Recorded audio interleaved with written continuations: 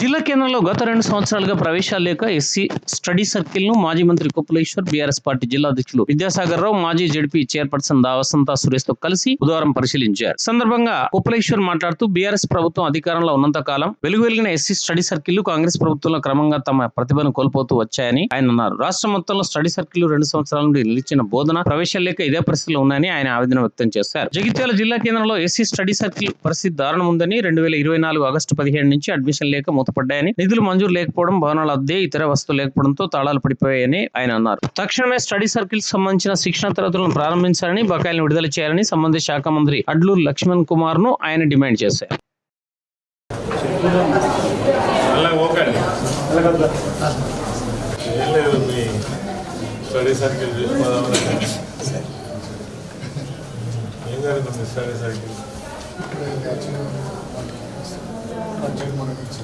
Two years నుంచి లేదు కదా,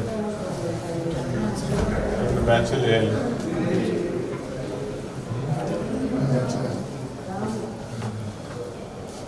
మొత్తం ఎక్కడెక్కడ తాళాలు వేసి ఉన్నాయి. అప్పుడు కాన్సెప్ట్ తోటి పెట్టింది ఇది. తర్వాత ఏ జిల్లాలో కూడా మనం ఇంకా జగిత్యాల జిల్లాలో సోషల్ వెల్ఫేర్ డిపార్ట్మెంట్ పెట్టించింది. ఒకసారి చూసిపోదాం, అట్లన్నా కనీసం గవర్నమెంట్కు తెలిసి వస్తుందని ఉద్దేశంతో ఇస్తాను. డైరెక్ట్ కోఆర్డినేటర్ ఇంకోటే నడిపిస్తున్నాం. ఏదో నడుస్తుంది మోటివేషన్ ఎవరికి వేరే వాళ్ళు తీసుకుంటారా?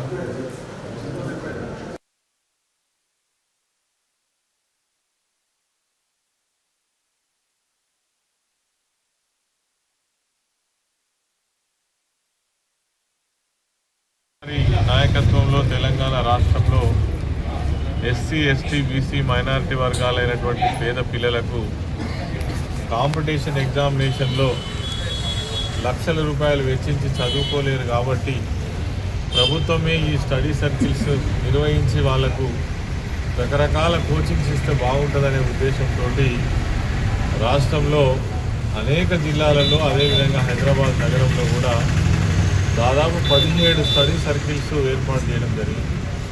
దాని తర్వాత ఇంకొక అడుగు ముందు చేసి ఇది సోషల్ వెల్ఫేర్ సిస్టంలో ఎస్సీలకు, ఎస్టీలకు, అదేవిధంగా బీసీలకు, మైనారిటీలకు కూడా ప్రతి జిల్లాకు ఒక స్టడీ సర్కిల్ ఏర్పాటు చేయడం వల్ల పేద పిల్లలు ఎవరైతే పోలీస్ కానిస్టేబుల్స్ కోసం కావచ్చు, ఎస్ఐ మరి ఉద్యోగం కోసం కావచ్చు, అదేవిధంగా గ్రూప్ స్టడీస్ కోసం ప్రయత్నం చేస్తున్నటువంటి వాళ్ళు కావచ్చు, వీళ్ళందరికీ కూడా ఒక మంచి అవకాశం కల్పించి లక్షల రూపాయలు వెచ్చించకుండా అన్ని సౌకర్యాలు కల్పించి ఈ స్టడీ సర్కిల్ నిర్వహించాలనే ఉద్దేశంతో ఆనాటి ప్రభుత్వం తీసుకున్నటువంటి నిర్ణయం ఏదైతే ఉందో చాలామంది వేలాది మంది పిల్లలకు మరి ఒక ఉద్యోగ అవకాశాన్ని కల్పించేటువంటి సౌకర్యాన్ని ఏర్పాటు చేసినటువంటి స్టడీ సర్కిల్స్ ఈరోజు కాంగ్రెస్ ప్రభుత్వం వచ్చిన తర్వాత నిర్వీర్యం అయిపోయి ఎక్కడెక్కడ తాళాలు వేసి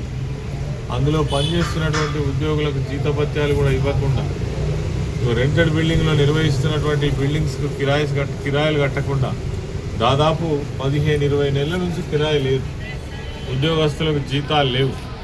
మరి రాష్ట్రంలో మొత్తం కూడా 17 స్టడీ సర్కిళ్ళ పరిస్థితి ఇదే. ఇక జగిత్యాలది ఒక ఉదాహరణ.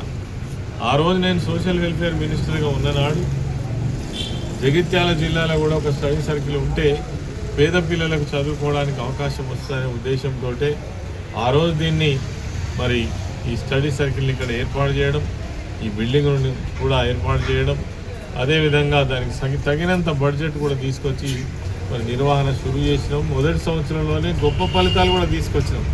దాదాపు 32 మంది పిల్లలు ఎస్ఐ ఎగ్జామినేషన్కి సెలెక్ట్ అయింది. అదేవిధంగా అత్యంత ప్రతిష్టాపకంగా భావించేటువంటి గ్రూప్ 1 ప్రిలిమ్స్కి కూడా దాదాపుగా 10 మంది పిల్లలు సెలెక్ట్ అయింది. దాదాపు 42 మంది పిల్లలు ఒక ఫస్ట్ బ్యాచ్లోనే సెలెక్ట్ అయినటువంటి ఒక గొప్ప మంచి స్టడీ సర్కిల్ని ఈరోజు పూర్తి నిర్వీర్యం చేసిండ్రు. దీన్ని నడవకుండా చేసిండ్రు, కనీసం దీన్ని పట్టించుకోవట్లేదు. దీనివల్ల నష్టం ఎవరికి అని అంటే ఎవరైతే ఎస్సీ ఎస్టీ బీసీ మైనారిటీ పిల్లలు ఎవరైతే ఉన్నారో వాళ్ళు లక్షల రూపాయలు వెచ్చించలేక, చదువుకోలేక, అవకాశం ఉండి కూడా చదువుకోవాలనే ఆరాటం ఆతురత ఉండి కూడా మరి చదువుకోలేనటువంటి వాళ్ళ కోసం ఏర్పాటు చేసినటువంటి ఈ ప్రభుత్వం వచ్చిన తర్వాత దీన్ని మొత్తం కూడా నిర్వీర్యం చేయడం జరిగింది. అందుకే ఈరోజు ప్రత్యేకంగా నేను మా విద్యాసాగరరావు గారు, ఎక్స్ఎమ్మెల్యే గారు, మా జిల్లా అధ్యక్షులు, అదేవిధంగా దావా వసంత గారు, మా కొంతమంది నాయకులు కార్యకర్తలతో కలిసి దీన్ని సందర్శించాలనే ఉద్దేశంతో ఇక్కడికి రావడం జరిగింది.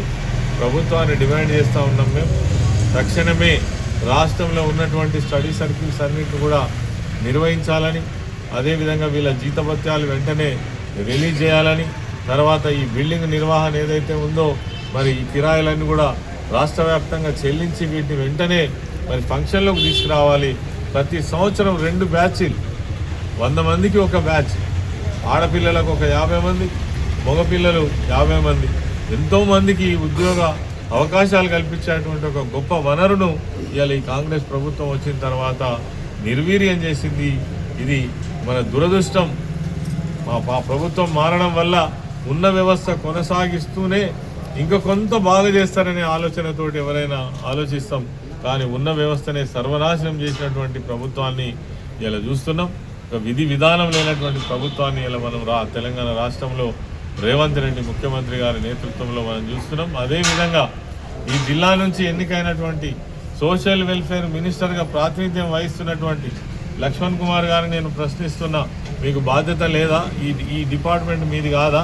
మాకు ఈ డిపార్ట్మెంట్ ఉన్ననాడు నేను కొత్త స్టడీ సర్కిల్ ఏర్పాటు చేయగలిగిన, కానీ ఉన్న స్టడీ సర్కిల్ పోతుంటే కళ్ళు వెళ్ళబెట్టి చూస్తున్నావు తప్ప దీని మీద చర్యలు తీసుకోవాలని, దీన్ని కాపాడాలని, ఈ ఎస్సీ ఎస్టీ పిల్లలకు ఒక భవిష్యత్తు ఇవ్వాలనే ఆలోచన మీకు వస్తలేదా అని ఈ సందర్భంగా నేను లక్ష్మణ్ కుమార్ కూడా డిమాండ్ చేస్తున్నా. తక్షణమే దీని నిర్వహణ కంటిన్యూ చేయాలి. బ్యాచ్లు వెంటనే వాళ్లకు మరి సెలక్షన్ పెట్టాలి. యథావిధి గతంలో ఏ విధంగా జరిగిందో ఆ విధంగా జరిగే విధంగా చర్యలు తీసుకోవాలని ఈ సందర్భంగా నేను డిమాండ్ చేస్తాను.